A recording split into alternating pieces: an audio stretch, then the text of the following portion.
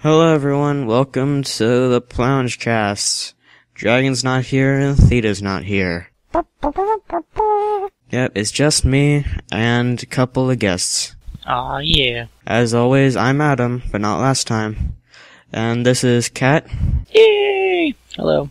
And this is Cody. Hey. And we're in the call and we're talking about random things. Yep. So, what's been going on in your lives? New things? I don't know, mostly buying them, I guess. Yeah, that's good. Yeah, Sorry, the random stretch out of nowhere. Yeah, it happens. Alright, what about you, Cody? What's been happening? Well, I don't know. I guess, I recently heard that two, of my articles are, might actually get published, so that's very good. Very good. It's about time for my career to actually start now that I'm entering my 4th year of graduate school. Oh, cool. Yeah. What are they about?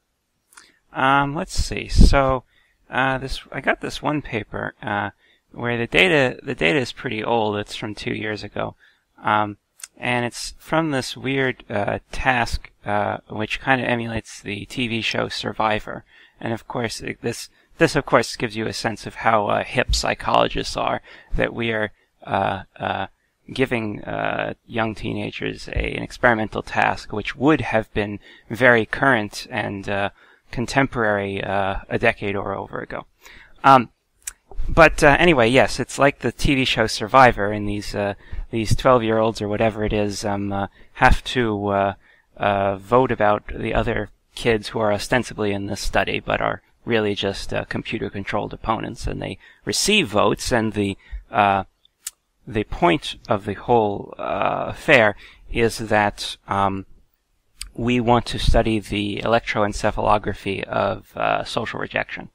So these kids have these EEG caps on, and we are recording what happens when they receive their rejection or acceptance votes, and hopefully people's neural activity in response to being socially rejected when they get when somebody votes against them will relate in some way to their susceptibility to depression or something. The idea being that, depression is related to people's ability to a tendency to catastrophize when they receive negative social feedback or something like that. That is pretty interesting, actually. Good. But how does their rejection work? Like, is it, like, staged, or are they just, like, going about their normal lives, and then suddenly, like, they hook up suddenly out of nowhere, and then, like, how does that work? They sit in front of the computer for, like, 20 minutes, and they get asked poll questions like, who do you admire, or, what's your favorite word, or something like that, and they see their answer, and they see everybody else's answer, and then there's a round of voting. And they get to see what each other computer-controlled opponent voted for them, and they are led to believe that these computer-controlled opponents are actually real kids their own age distributed throughout the U.S. Wow. Yeah. So, anything else going on? Like, Cat? Anything? Not in particular. I'm gonna be hopefully moving to Flagstaff soon from where I currently am in Arizona, so that's exciting. I don't know. Lots of stuff. Moving's always fun. Yeah, you'd think that, but I've done it enough that it's... Yeah, like packing I things just and keep moving losing big stuff. Like losing things, like packing 25-pound boxes and like carrying 20 of them at once, and then like having to go through all the insurance, stupid things, and it's so much fun. Yeah. Yeah, new places. And Arizona is so great because it doesn't have daylight saving time. It I know. doesn't? No, Yeah. I've never had to deal with it. The only time that I had to deal with it, it sucks because it used to be that you'd have to go across the Hoover Dam, like over the top of it, in order to get like to Vegas or come from Nevada to Arizona. And there were, on a couple of the, like, pillars or whatever you'd call them, there were clocks where it would show you what time it is in Arizona and what time it is in Nevada. So, like, you didn't accidentally, go an hour ahead or whatever. I don't remember if it's an hour ahead or an hour behind. But when daylight savings time is active, I believe we're different. Anyway, regardless of my rambling, what ended up happening is there's, a giant highway over it now, so you don't go over it. So sometimes I show up to, Magic tournaments like an hour late, and it feels dumb. But yeah, gotta make sure I don't do that. Magic tournaments? Yes. That's why I acquired a bunch of new things recently. I don't really have anyone to play with around here. So I ended up, selling a bunch of expensive things for my EDH deck, and then I went on a little shopping spree. Well, I honestly don't know what Magic is. Oh, Magic the Gathering, it's a trading card game. Oh, Magic the Gathering, oh. Yeah. Because, I just think Magic, and it's like, wait, what? So, I used to do card Magic, tricks, or? yeah. Well, in terms of the amount of money you need to spend and the amount of fascination evokes, it seems to be basically cocaine for nerds. Seriously, though, no. I did an estimation of the full price of my deck. I didn't even get to sell the entire thing because I didn't want everything out of it. And if I wanted to buy my EDH deck, online right now at channelfireball.com, it would have been, around $800 as it was. But, some of the cards are, foil and stuff like that. So, yeah, that's $800 for roughly 99 pieces of cardboard. Yeah. Nice. It's yeah. And, But the way the card... pieces of cardboard. Yes! And the way the card prices fluctuate and stuff like that, it's actually almost comparable to, a stock market or, currency exchange or something like that. It's weird. You'll go and a card will be, $20 or something like that, and then, it'll start getting really popular, and it'll shoot up, and then, it won't be the season where the format where it's played and is used anymore, and it'll go back down, and then, the season will come around again, and, it's weird. That sounds like a great way to make money. That must make a hell of an opening for insider trading by Wizards of the Coast employees who are like, oh, I know, we'll make this overpowered card tournament legal, so I'll just buy a bunch of it now for it's cheap, and the price is going to shoot up once it's standard legal or whatever. See, yeah, they try not to do anything based on how it will affect the secondary market, except for flooding out a bunch of copies of a card that's really hard to get because collectors would be really pissed about it. If they said, tomorrow we're just going to start printing off sheets and sheets of the Power 9, which are you have to. The really old format, barely anyone plays it anymore, but each of the cards individually, you can only have one in your deck instead of 4, and they're $1,000 a piece. So you already have to spend $10,000 just if you want to play the format. So yeah, that's kind of probably why people don't play it anymore.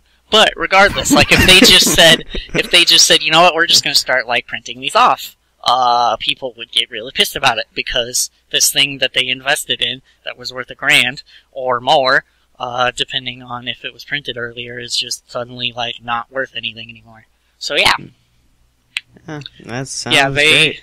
Yeah, well, they could always follow Germany's lesson when there was a great enormous inflation of the Reichsmark. They decided they needed a strong leader.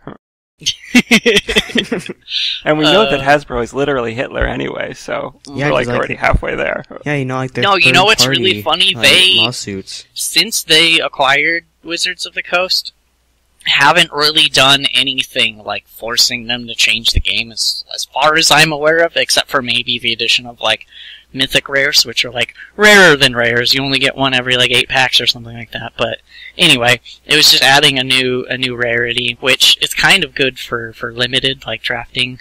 I'm getting really far into this for no real particular reason, but regardless, my original point was Wizards of the Coast makes them more profit than every single other thing they own combined. So they really try not to mess with what they're doing already, because it's working. If it's making more than everything else they own, I wouldn't mess with it either. But yeah, it was definitely a very, very good move by them. And when it first happened, everyone was like, oh god, Magic's over. It's ruined. It's been almost 10 years since then, so yeah, no, not quite. Isn't that the exact same thing with Valve and Steam? Not Steam, but TF2? They have a bunch of hats, they play the stock market, but they keep adding things and making more money. Yeah, Like, except how does for that- you don't need to put down $600 just to show up to a tournament. Yeah. Oh, you don't? Like- Wait, really? Wow. I don't think you have to. Not quite required. I mean, Yeah, you can show up with default stuff since it's free to play and you'll get your ass kicked, but I mean... Yeah. But I mean, if you, but I mean, yeah. But I mean, like, tournaments, like, they're free to join, and if someone with all stock things, like, joins, like, there was one guy that had, like, absolutely no, like, but, like, they had 10 minutes of gameplay, and they, like, owned everyone. And it's like, is that an alternate account? It probably is. I don't know where I'm going with the story. I thought that. But yeah, that's very much. one of the big things... Oh, sorry. Interrupting you. Yeah, I thought it was very much intended that in TF2 the stock loadouts are entirely playable, and of course the alternate equipment that actually does something different is not very expensive anyway. The expensive stuff is the hats and so on. Yeah, but I mean, like the only reason weapons are expensive is because, like, when they're first introduced, there's, like, a limited amount. And then, as they're dropped more, then it goes down in price. And then it eventually becomes just, like, a crate. Like, the new weapons, like, they have a new no-scoping weapon. That was, like, a key when it first came out. Now it's down to nothing. Yeah, I wish Magic did that. It's more of a, we're going to tentatively put pre-order prices on everything, and then, oh shit, this card's way much better than we expected, so now it costs 3 times as much.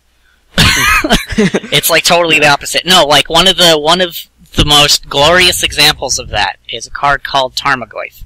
If you know anything about Magic, you're gonna instantly be like, oh shit, because they even made a new format, and it went even more expensive because it was legal in that format too. But it's basically, if you play that color, and this card is legal in the format that you're playing, you need 4 copies of them, end of story.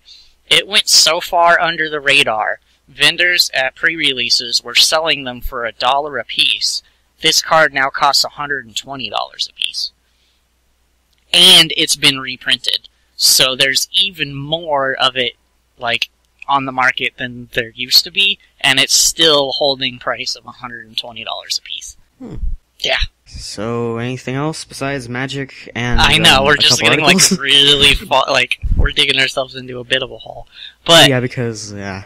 What we're talking about I guess is we could Magic, get and then to- 2 articles. Yeah. I guess we could get to what I ended up buying with that money. It wasn't really all that exciting. I posted a picture of the Brony shot glasses that I got. So that happened. What else did I buy? No, that Rarity sweater was a gift. It's mostly just random clothing and posters and things. It was just like, hey, I have money, let's go to the mall. That's pretty much what happened. They sell that stuff at the mall? Yeah. We were actually up in Flagstaff. We were looking at various apartments that we were going to go to. Yeah. I've never been to a mall that has My Little Pony stuff on sale. Yeah, except for, like, the kitty store at the mall. I think the 2 places that we went to were Spencer's and Hot Topic that had, like, pony stuff. Oh, yeah.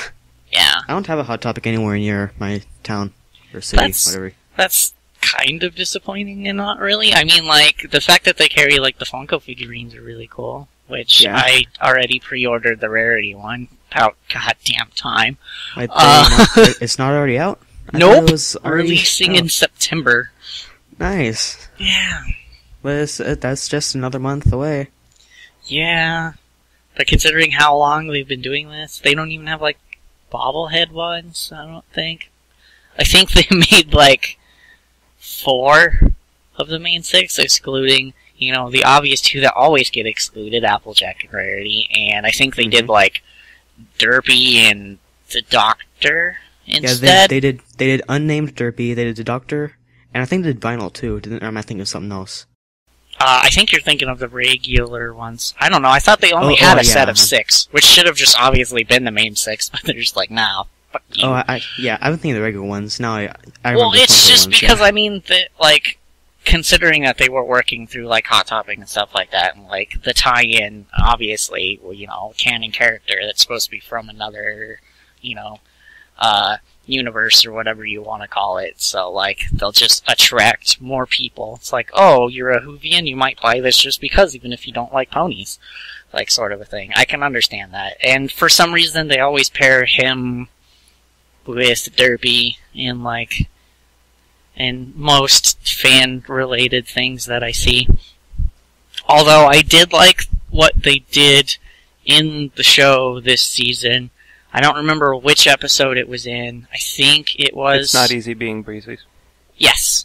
Yeah, it was him and Roseluck, which makes perfect sense if you watch the show, walking along, and he had his 3D glasses on just for like a couple seconds off screen. I don't know. Made me giggle for no in the real middle reason. of the screen. I mean, it wasn't the focus. It wasn't the focus. Yes, Seabreeze was the focus at the time. Yes, exactly. But they were pretty prominent considering that Seabreeze is, a breezy and they're full-size ponies. But whatever. Yeah. Yeah.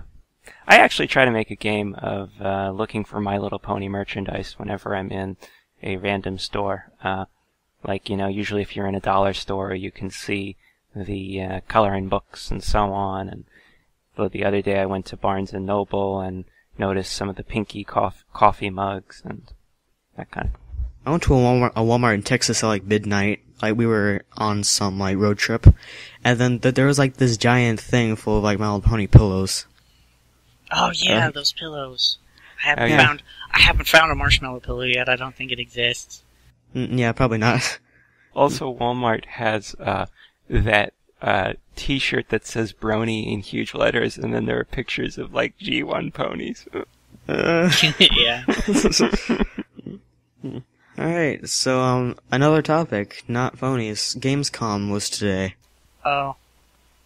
Hooray, I guess. I wasn't paying attention. I wasn't either, then I realized, Gamescom, okay. Yeah. Oh, and everyone's praying that Valve releases Half-Life 3 again. As always. Yeah, when has that not been a thing? Source 2, Left 4 Dead 3, Portal 3, yeah. Considering how Duke Nukem Forever ended up, I wouldn't be holding my breath too hard. Yeah. But I mean, that's Duke Nukem. It, was already cheesy in and of itself. Well, I mean, you can't really compare Duke Nukem with Half-Life, because, Half-Life 2 Episode 2, that ended with a cliffhanger. Come on.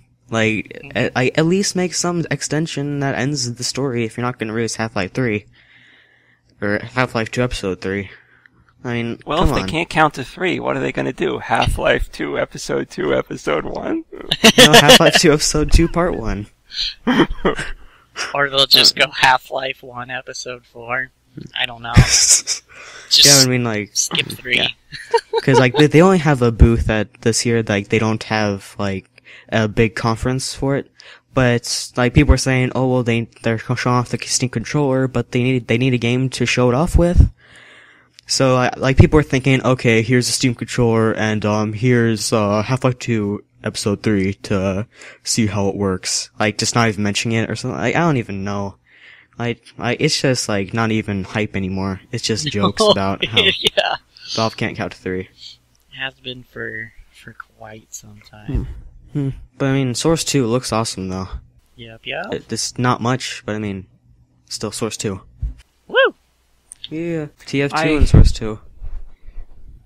I yearn for the days of, I guess ID Software is still in operation.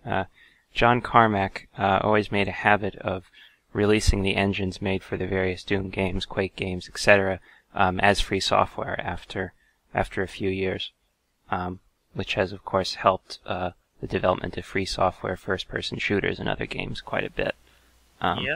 Unfortunately, I don't think, despite the fact that Valve has released quite a few development tools like things, they certainly have shown no signs of releasing real source code. Well, but they're going to be porting all the games over to Source 2, which will be it'll just be more money for everyone. The hope would be that when Source 2 happens, after a while they'll feel comfortable releasing Source 1 or whatever, but, who knows?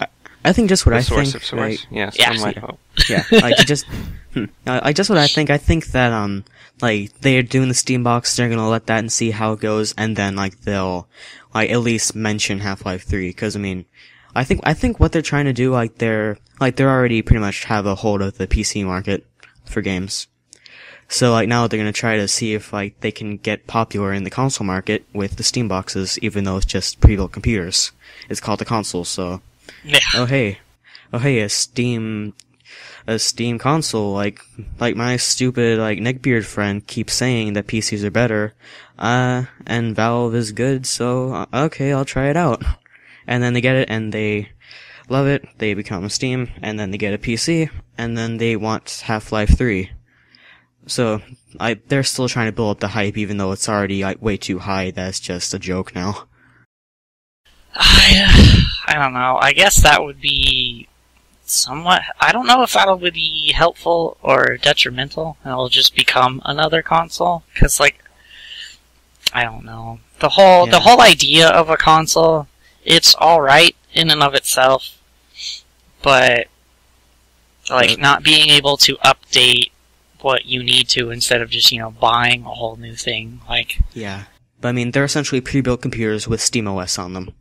Yeah. Which, I don't know, I think that would be a great idea, but... Alright, so the only real thing that I want from the console thing is their Steam controller. That thing just looks amazing to me. Mm-hmm. I mean... With the little touchpads in place of analog sticks? Yeah, it's just like... Yeah, pretty much. Well, because, I mean, like, it looks weird, but I mean, like, Valve has a history of doing really stupid things, and it ends up, well, better than anything else, so. Huh. Yeah. Like, making TF2 its own economy, that was kind of an accident, but they're still building off of that. And they're making a lot of money off of that.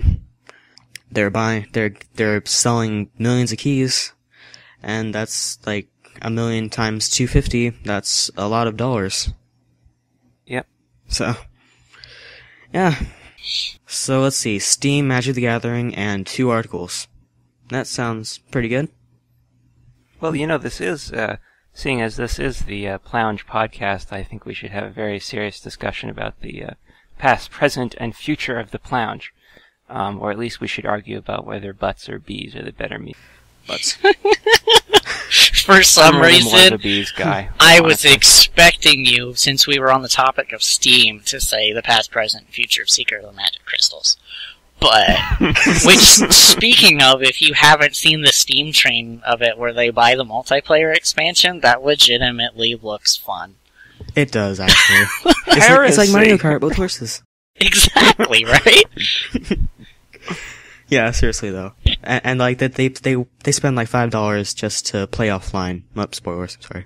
I mean, it's like it's that actually looks kind of fun. Besides the fact that it's like Nintendogs with horses with like half the features removed. Nintendo horses. Yep. Yeah. My little steam horse. My little steam. No, that sounds no. No. And also, I can't get over the fact that this is the game where the Pegasi don't have real wings, right? Like, they can't fly. Yeah. Like, they have these little wings that would be cheating. I mean, the unicorns don't do magic, I don't think. I haven't played it very much, so... Yeah, we all saw the episode where Applejack and Rainbow Dash were racing. Strap their wings down. Make it fair. Trust like a turkey. And I was gonna say something, I forgot. Yeah! Scumbag brain in action! I just realized, alright, with butts, there is a extension for Chrome called Cloud to Butt. Yes! The most useful extension. It is the most useful. It's like an extension that, whenever cloud is mentioned, it'll turn it into butt. Yep. It's like, okay, it's gonna be partly cloud today, okay, it'll be partly buddy today. Yep, yeah. And then, alright, like, you can save all your storage to the cloud. It says, you can save all your storage to my butt. Yeah. Yeah, that's butt stupid, computing. On the rise. I keep forgetting I have it installed, so it's like, okay, this tablet has butt storage. It's like, wait, what? Cloud, okay. That would be an extension that I would, if it was an option, I would let it turn itself on and off randomly. Just so I'll be reading an article and I'll go to the next article about the same thing, or, the second page, and everything will turn to butt, and I'll just be like, oh, okay, gotta adjust my brain for a second. But what this means that is really special about Pegasi, right? They can walk on butts. Yeah. Oh man, they would be excellent at like the back massages where they walk on your back, because they wouldn't accidentally crush you, because they could just go up. So. Well, that's us, I guess. We're talking about butts. After talking, at least having a somewhat rational conversation about Gamescom. Then it turns into butts. Yeah, well, everything turns into butts. The internet is just a series of tubes, all leading to butts. Yep, pretty much. So, but I mean, seriously, so what do y'all, think about, what the Plounge is like now? And what perhaps it ought to be, if anything doesn't strike your fancy about it. I don't know. It's hard for me to answer these questions as a relativist, because whatever it is whatever it is. Because Boom. I mean, just kidding. I don't know. But I started actually posting a few months ago. I think even 2 months ago, and it hasn't changed at all. Besides some new names, there's not much different. Yeah. I guess it hasn't changed too much in my tenure either. I guess I'm the oldest of the three of us. Yeah, probably. I think I came in around season 3 hiatus when it was on Netflix. That's how I discovered ponies. I came around during season 1 hiatus, with Gary's Mod Theater. It's some super.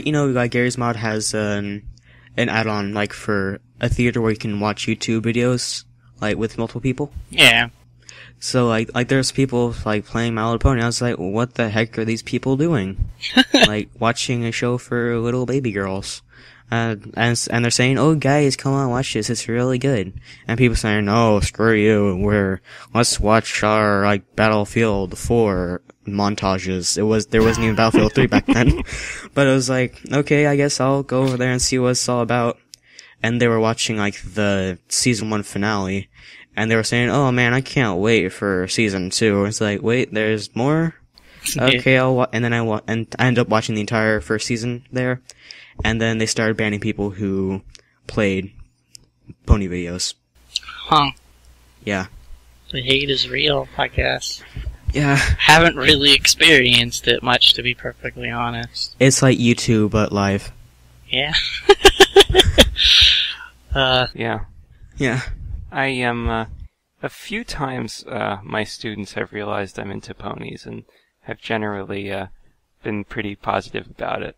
Although usually they don't notice. I mean, at one point I gave them a, paper template for their final paper for a research writing course, and the example title I gave was something like, Applejack is Best Pony.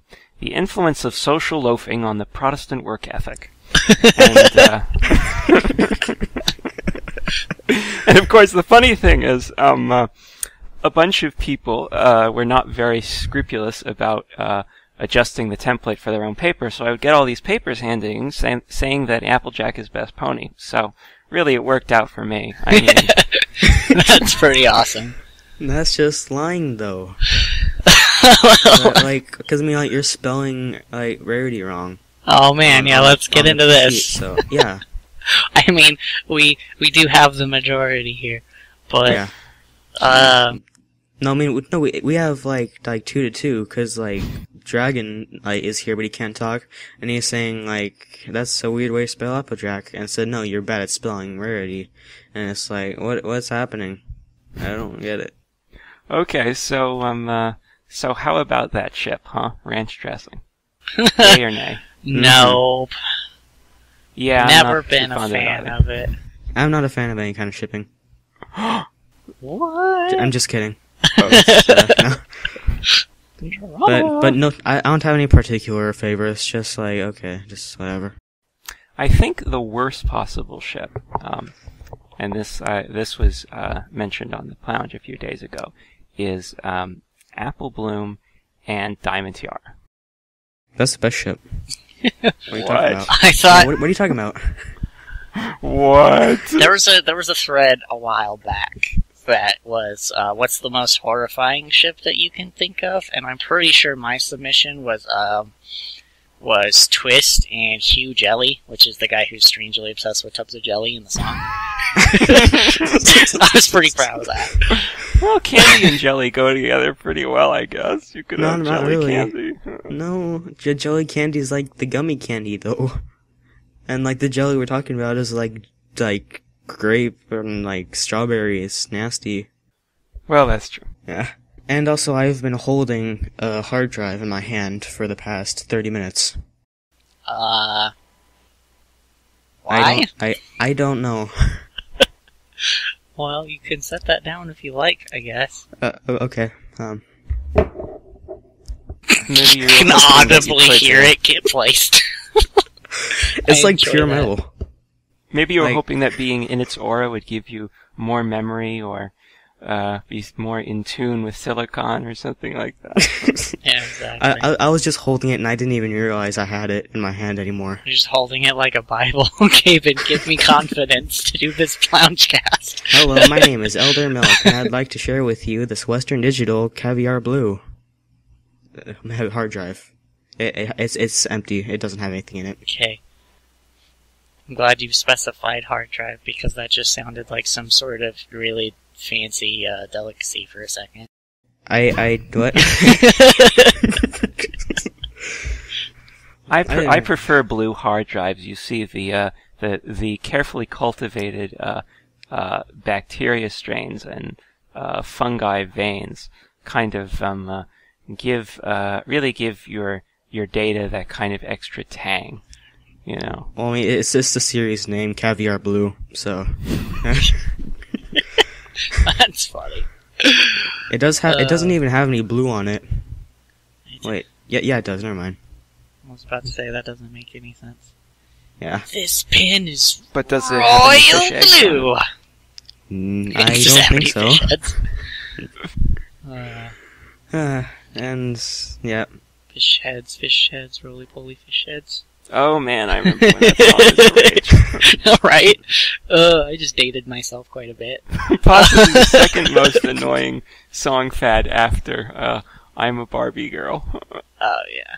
I still think Narwhals is the most annoying one. Oh, Narwhals is great, though. Narwhals was kind of like, yeah. Narwhals was pretty These great. narwhals, I don't know. do they bacon? When And do they if bake so, it, what time? Oh, that's true. I think it's like 1:30 or something. Oh, I thought it was at midnight, but regardless, what was the other one? It was like, Magical Trevor. I enjoyed those quite a bit. Magical Trevor? Yeah, it was by the same guy, Weevil Stuff. Oh. Yeah, you have to look them up after this. I feel like I should play one. I don't know, they're really funny. But Didn't you also make the owl one? You need a standardized, scientificized owl? was that Weevil Stuff? Gotta rotate it. Let me look. I think that might have been Weevil Stuff, but yeah, rotate your owl. Rotate owl. For Rotate science. your owl for science. Yeah, it is Weevil Stuff. I thought so. Stuff is pretty great. And then he also made, like, cows and cows and cows. When that was just kinda... No.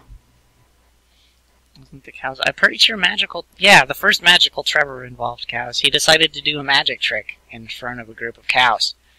And he made one of the cows disappear, and he was going to bring it back with his whip, and it was a 100% leather whip, and the cows got really pissed. And then the cow came back from wherever it went, and it went on like national news, and it was just in a room with lots of beans. And that's pretty much how the song loops. It's significantly funnier when you watch it, obviously. Yeah. And when you're in middle school. But, you know. But I think the most notable disappearing cow in history is in the first level of Earthworm Jim, where you have to hit a cow, sending it flying into the sky in order to move on. And then at the very end of the game, when you finally rescue Princess What's-Her-Face, the cow falls from the sky in some completely different planet and squishes the princess. Oh no. Oh man. Earthworm Jim spoilers. Look out. That's like the end of Incredible Crisis. Like the guy's being chased by a giant wrecking ball thing, like through the entire game, and then somehow a Ferris wheel throws it into space. And then, at the end of the game, after you're done with everything... Does Miley Cyrus escape? No. She goes into space and But anyways, and then at the end of the game, the spoilers, the wrecking ball, wrecks the Earth and it explodes somehow. Huh. It just implodes on itself, and then it's I didn't know wrecking balls could do that. I didn't know either. It is it's good we've learned some important safety information today. I just remember, kids, if you're dancing and then suddenly a wrecking ball crashes through the window, just don't get out of its way. Just keep running where it's running. Don't go into the rooms next to it. That doesn't work. Just run away from it as fast as you can. That's what I never understood. Those cartoons where someone's being chased by they're falling down a hill and they're a sliding piano or something. They have plenty of space to just step to the side and get out of its way, but they just keep running. It's because none of them have watched Star Wars, and they haven't seen Han Solo's smooth moves of drifting lazily to the right. That is true, I think. Which, if you really think about it, how difficult it would actually be to control a spaceship in that sort of an aspect, that would probably just throw them off really badly for a second. Yeah. Yes. Star Wars. Yeah, science. Fiction. Yeah, because it's totally scientifically accurate, just like the human centipede. Yeah, because you can totally see lasers when they're being fired perpendicular to your eyes. Totally. So there's the $600 Lego Death Star you can get on Amazon.com, and the top review says, "This is great, but there's just one little problem: the exhaust port is unprotected." Yes. I'm sure it'll be fine though. And also, I was speaking of Lego Star Wars. Did you see that giant X-wing, 1-to-1 replica? They completely recreated, they have the playset, the normal Lego-sized one, and then, in New York Square, they just, made a full 1-to-1 scale replica of an X-wing. And it's just, everyone freaked out. It's holy crap, drop whatever you're doing, check it out. That's awesome, too. Put up a picture of it, Theta. Are you guys still here? Yes, we are. Okay, yeah.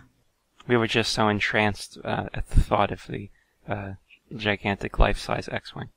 Yes. Also, I was trying to decide which would cost more, a real X-Wing or a 1-to-1 X-Wing made out of Lego bricks. Probably the real X-Wing would be less expensive. Legos are very expensive. Jeez. Oh, there was a really interesting argument as to why they're so damned expensive that made a lot of sense to me.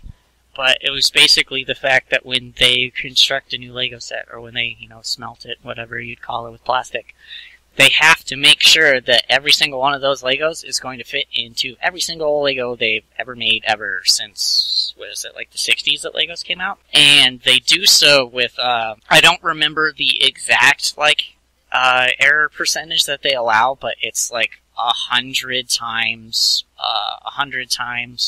more strenuous than spaceship parts.